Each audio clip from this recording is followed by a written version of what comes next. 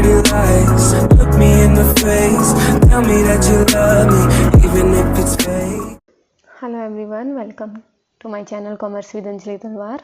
सो आज हमने जो इकोनॉमिक्स का चैप्टर स्टार्ट किया हुआ है दैट इज़ गवर्नमेंट बजट, उसको हम नेक्स्ट टॉपिक करने वाले हैं जो कि है बजट रिसिप्ट।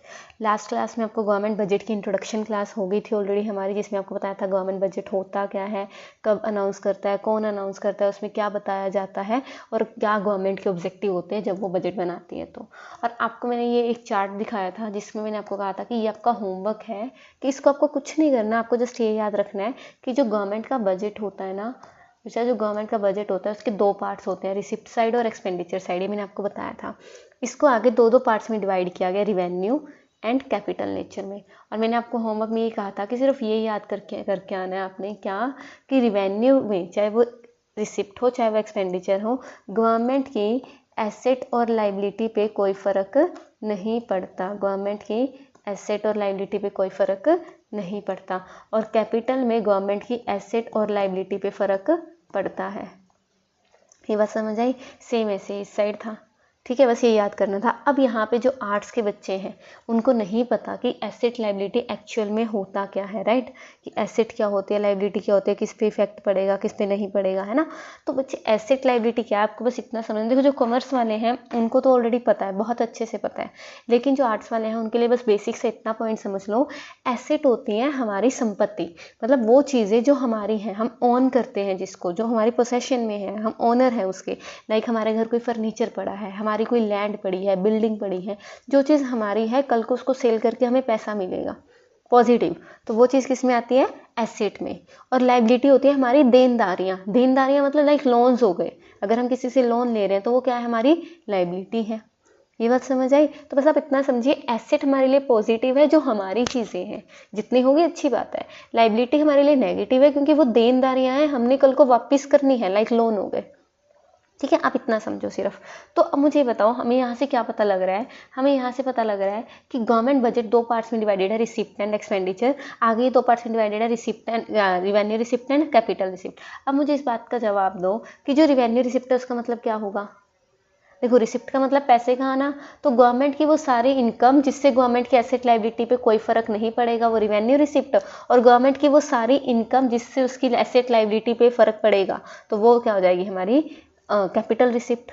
ये बात समझ आई? रिसिप्ट का मतलब पैसे का आना, इनकम, बात समझ आई। और अगर वो रिवेन्यू रिसिप्ट है तो ऐसी इनकम जिससे गवर्नमेंट की एसेट लाइबिलिटी इफेक्टेड नहीं होगी। और कैपिटल रिसिप्ट मतलब ऐसी इनकम गवर्नमेंट की जिससे उसकी एसेट या लाइबिलिटी पे इफेक्ट पड़ेगा। ये बात समझ आई? ये आगे दो पार्ट्स में डिवाइडेड है, रिवेन्यू रिसिप्ट जो है tax receipt and non tax receipt, और कैपिटल रिसिप्ट के आगे तीन पार्ट्स हैं। आज हम इसी को कवर करने वाले हैं। आज की क्लास में हम इस रिसिप्ट वाले टॉपिक को कंप्लीट करेंगे और नेक्स्ट क्लास में हम एक्सपेंडिचर वाले टॉपिक को कंप्लीट करेंगे। सो स्टार्ट करते हैं रिसिप्ट वाला टॉपिक। रिसिप्ट वाला टॉपिक क्या कहता है? अगर मैं बुक की बात करूँ, बुक में क्या लिखा है, कहता है बजट की अगर मैं स्ट्रक्चर की बात करूँ तो दो चीज़ें होती हैं, बजट एक्सपेंडिचर और बजट रिसिप्ट। मैंने आपको करवा दिया ऑलरेडी। और जो रिसिप्ट है वो आगे दो पार्ट्स में डिवाइडेड है, revenue receipt and capital receipt. So revenue receipt क्या होगी? कहता है रिवेन्यू रिसिप्ट वो रिसिप्ट होगी जिससे ना तो गवर्नमेंट की कोई लाइबिलिटी बनेगी, do not create any liability, ठीक है, और ना ही उससे कोई एसेट में रिडक्शन होगा, क्योंकि रिसिप्ट से या तो हमने क्या किया है, कोई सेल की एसेट की, तो रिसिप्ट से हमारा एसेट रिड्यूस होता है, तो ना तो इससे एसेट पे फर्क पड़ेगा और ना लाइबिलिटी पे। So revenue receipt of the government क्या है? Are those money receipts which do not create a liability for the government as well as do not lead to reduction in assets of the government. तो asset liability पे कोई फर्क नहीं पड़ा। इसको आगे हम इसको हमने दो पार्ट्स में बांटा है, टैक्स रिसिप्ट और नॉन टैक्स रिसिप्ट। सबसे पहले तो आएगा टैक्स रिसिप्ट। अब मुझे एक बात बताओ, गवर्नमेंट की सबसे मेन सोर्स है इनकम का, वो टैक्स ही है। गवर्नमेंट की सबसे ज़्यादा इनकम पता है कहाँ से होती है? लोगों के टैक्स से होती है। तो टैक्स रिसिप्ट से ना तो गवर्नमेंट की एसेट बनती कोई, ना गवर्नमेंट की कोई लाइबिलिटी क्रिएट होती, तो ये आएगा ना उसमें रिवेन्यू रिसिप्ट में, है ना। तो टैक्स रिसिप्ट टैक्स होता क्या है? कंपलसरी पेमेंट होते हैं जो गवर्नमेंट को की जाती है by the household, firms और अदर इंस्टीट्यूशनल यूनिट्स, राइट, ठीक है। सो टैक्स एक कंपलसरी पेमेंट है made by the individual, household, firm, government without reference to anything in return. So taxes किस किस टाइप के होते हैं? देखो, टैक्स होता है एक तो प्रोग्रेसिव टैक्स, एक रिग्रेसिव टैक्स। नाम से ही क्लियर हो रहा है, प्रोग्रेसिव टैक्स क्या होगा? जो हमारे इंडिया में लगता है, जैसे जैसे इनकम बढ़ेगी वैसे वैसे टैक्स रेट बढ़ता जाएगा, प्रोग्रेसिव का मतलब इंक्रीज होना। सो टैक्स क्या है, प्रोग्रेसिव टैक्स कौन सा होगा बच्चे, वो टैक्स होगा जब rate of tax increases with the increase in income. For example कि अगर आपकी इनकम 2 से 5 लाख के बीच में है तो 10% टैक्स है, 15% है अगर 5 से 10 लाख के बीच में, जो हमारे इंडिया में चलता है कि अगर 2.5 लाख तक 5 लाख तक जो भी है स्टार्टिंग में है ना, नील है टैक्स, मतलब आपको क्या मिलती है, छूट मिलती है कि आपको इतने, अगर आपकी इतनी इनकम है तो आपको कोई टैक्स पे नहीं करना। उसके बाद अगर इससे इतनी है, इससे इतनी है तो इतने परसेंट, तो वो बढ़ता जाता है, राइट। तो वो चीज़ किस में आती है, प्रोग्रेसिव टैक्स में। और रिग्रेसिव क्या होगा, अच्छा प्रोग्रेसिव टैक्स का मेन बर्डन किस पे होगा, प्रोग्रेसिव टैक्स का मेन बर्डन रिच सेक्शन पे होगा, जिसकी इनकम ज़्यादा उसी को तो हमें क्या है, पे करना है टैक्स, पुअर सेक्शन को तो पे ही नहीं करना। तो इसीलिए जो प्रोग्रेसिव टैक्स है उसका बर्डन किस पे होगा, रिच सेक्शन पे। और रिग्रेसिव टैक्स क्या है, रिग्रेसिव टैक्स वो है जब वो ग्रेटर बर्डन करता है, पुअर पीपल पे ज़्यादा करता है। Like for example, if a person with 1 lakh as his monthly income, अगर उसको 10% टैक्स देना पड़ जाए तो उसको 10,000 पे करना पड़ेगा और उसके पास सिर्फ 90,000 बचेंगे किसके, मंथ के। लेकिन एक बंदा जिसके पास इनकम ही 5,000 है और टैक्स रेट डिसाइडेड है 10%, तो उसको 500 पे करना पड़ गया, उसके पास तो बेचारे के पास 4500 बचे, है ना।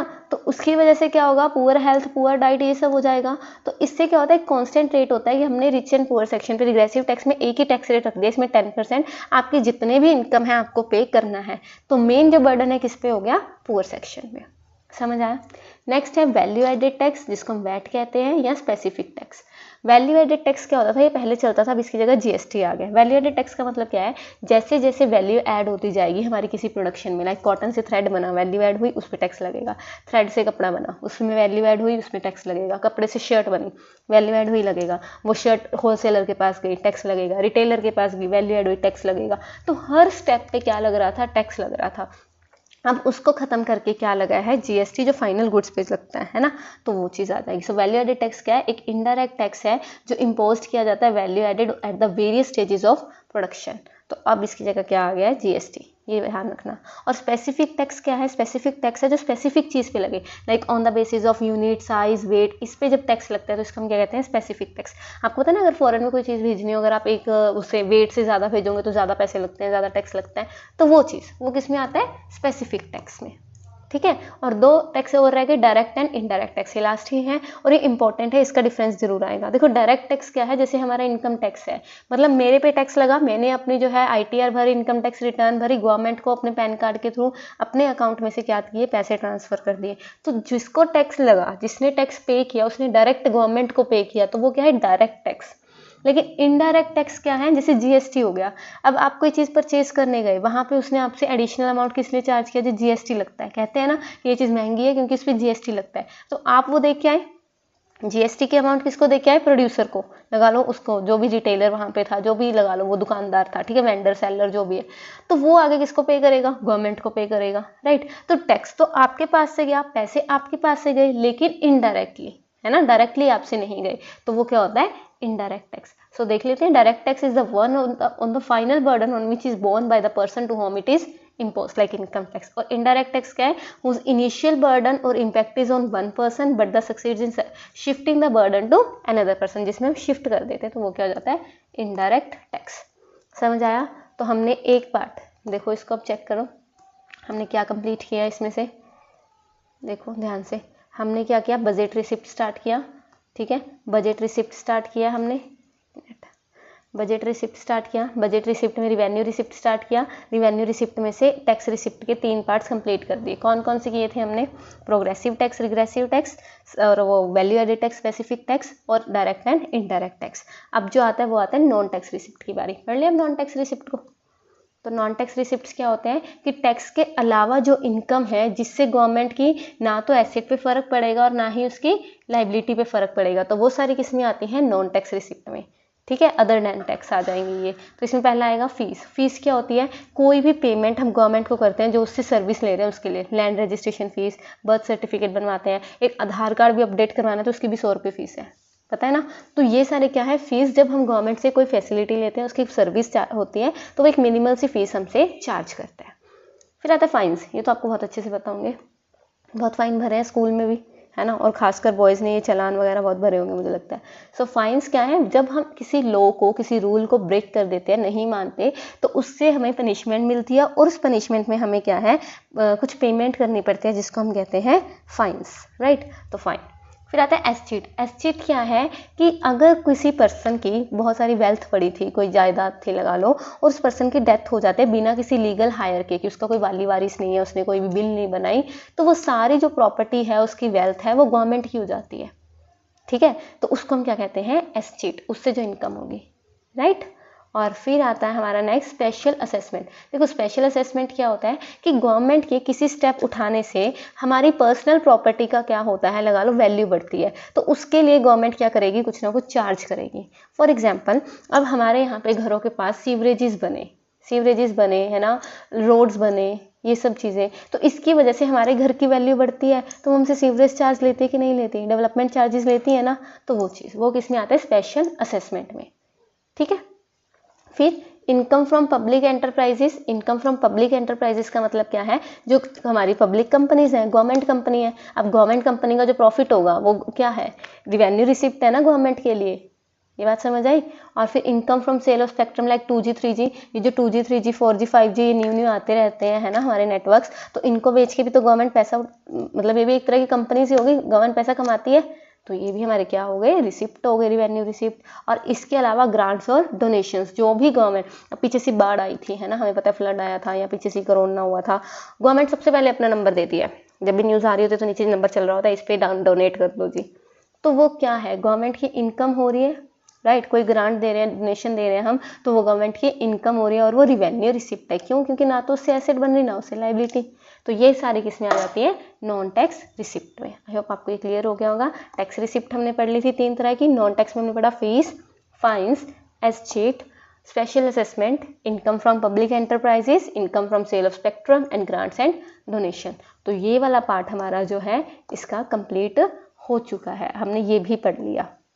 अब हम किस पे आते हैं, कैपिटल रिसिप्ट। बहुत इजी है ये।